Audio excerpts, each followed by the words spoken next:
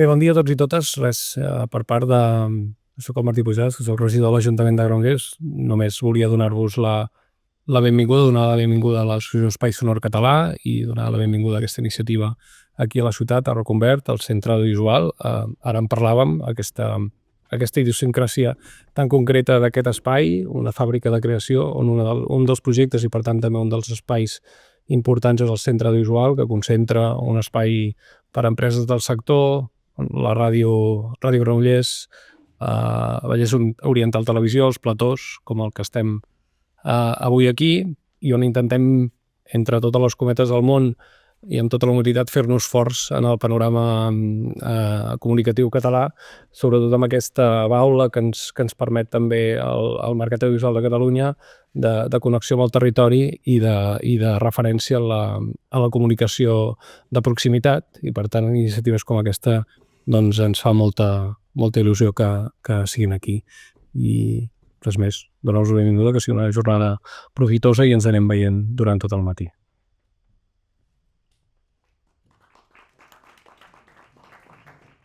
Bon dia.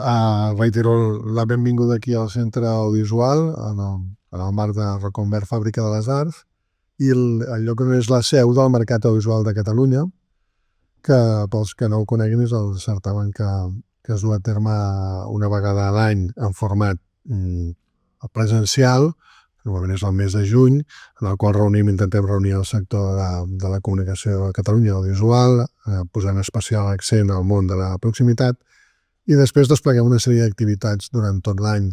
Una d'elles és la part de laboratori, en la qual duem a terme processos d'investigació, recerca i diagnosis de diferents, no diria problemàtiques, sinó reptes del sector en els propers anys. I un altre tipus d'activitat que duem a terme són els Max Plusos, que són aquestes petites càpsules de trobada, formació, intercanvi, que es duen a terme precisament aquí, normalment en aquest plató o en el centre audiovisual, en el que intentem posar una mica més el focus en diferents temàtiques que creiem que són interessants pel sector. I aquesta és una d'elles. Des de la preexistència de l'Associació d'Espai Sonor ja vam començar a parlar que era interessant treballar conjuntament i anar obrint els debats que estan vinculats amb tot el món sonor català, no només des de l'àmbit de la generació de continguts o de les estratègies de producció i de difusió, sinó també de tot l'entramat que hi ha al darrere, l'empresariat que s'hi pot generar, i per una vegada teníem la possibilitat de començar a dibuixar uns àmbits d'acció amb certa major capacitat que amb els altres sectors que ens els hem trobat ja desenvolupats. Aquí hem tingut una explosió del món digital amb el món de l'àudio que permet almenys dibuixar estratègies des de punts inicials, no només partint del món analògic, que seria el món radiofònic. I ens semblava interessant fer el camí conjuntament. Per això estem aquí per segon any consecutiu, en uns processos que a vegades són lents i han de ser constants per intentar enfortir un subsector dins del món de l'àmbit audiovisual que esperem que en el pas dels anys sigui el més cohesionat possible, el més sostenible possible, el més coherent possible i sobretot el més competitiu possible. I a partir d'aquí esperem que la jornada ens doni el màxim d'informació possible i que la puguem amplificar també a través dels canals del Mercat Audiovisual de Catalunya durant tot l'any, etc. I anem fent aquest camí conjunt que tot just estem al principi. Moltes gràcies. Bé, gràcies. Gràcies a tots avui per ser-hi en aquesta segona jornada organitzada per l'Associació Espai Sonor. L'any passat vam fer aquí la primera edició, però a més aquesta entitat també es va presentar per primera vegada en el marc de la mostra de l'audiovisual. Per tant, creiem que Reconvert ens ha acollit des del primer dia i que esperem poder no només fer-ne dos, sinó que aquestes jornades es puguin anar consolidant. El que pretenem avui fer aquí, que és una jornada sobretot professional, és compartir coneixement, compartir reflexions, veure tendències sobre cap a on va el món de l'àudio i del podcast en català. Primer de tot, deixeu-me que faci una referència a la importància d'aquesta associació, i és que cal fer un incís sobretot en la llengua, no? Treballar en llengua catalana com a productora, com a mitjà de comunicació, com a empresa audiovisual, fins i tot com a empresa de formació, Creiem que és evident sempre un acte, probablement amb tots els que formen part de l'associació, és un acte de coherència, també és un acte de resistència, tot sovint, però considerem que és l'única opció si el que volem és seguir produint continguts de qualitat amb rigor i en català. Per tant, és una responsabilitat que totes les empreses, entitats que formem part d'aquesta associació tinguem aquest compromís amb la llengua. Deia que aquestes jornades es volen convertir en un punt de referència per als professionals de l'àudio i del podcast en català.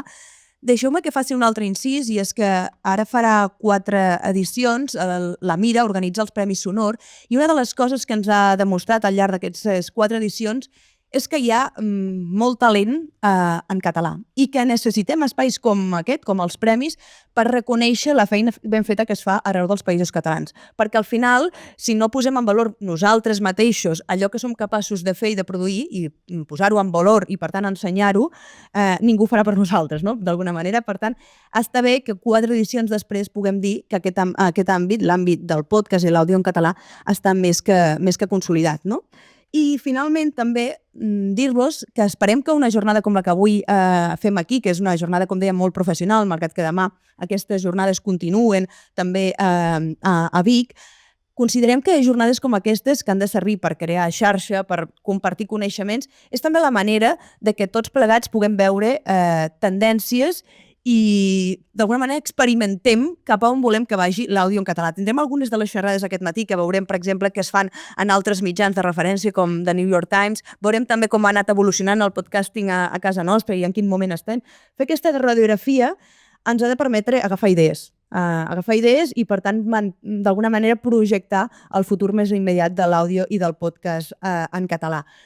Tots sabem que el podcast és una eina poderosa per crear comunitat, per donar veu a aquelles històries que considerem que han de ser explicades, i jo us convido, per tant, a que aprofitem aquestes jornades d'avui per fer xarxa, per plantejar-nos preguntes i per imaginar tots plegats com volem que sigui el futur de l'àudio en català.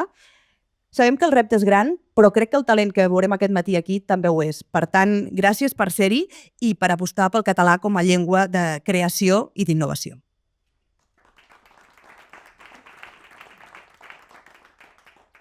Bon dia.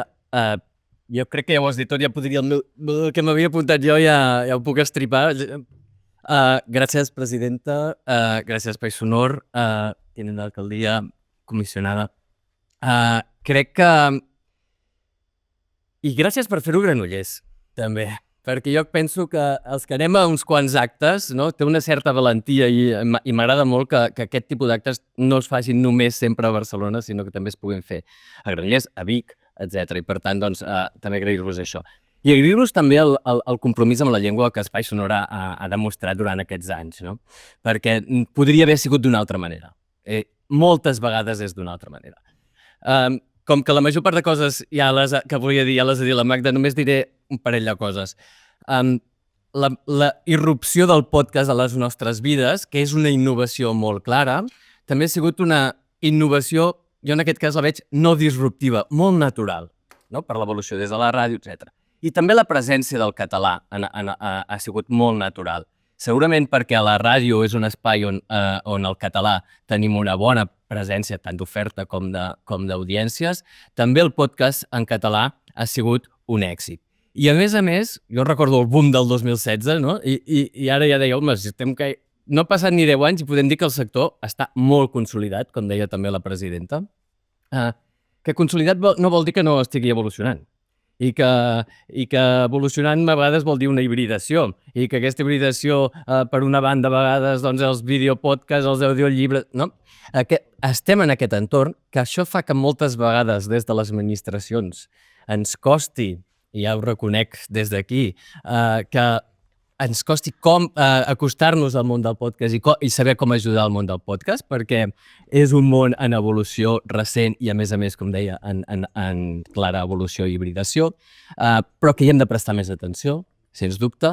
Són bones notícies pel català. És un àmbit, segurament l'àmbit digital, on tenim una major qualitat d'oferta en català i, per tant, doncs, moltes gràcies a Espai Sonor perquè aquestes jornades són molt necessàries per conèixer millor des de l'administració també el sector i acceptar nous reptes. Només volia acabar dient que des de la meva direcció general de política lingüística en l'àrea d'audiovisual i tecnologia estem oberts, molt oberts, a rebre propostes, a rebre les vostres suggerències de coses a fer en aquest àmbit. És un àmbit que per nosaltres és important, és un exemple per molts altres àmbits i per tant doncs, sempre ens agrada aquestes jornades perquè sempre aprenem i sempre podem rebre noves propostes i suggeriments per ajudar-vos. Moltes gràcies.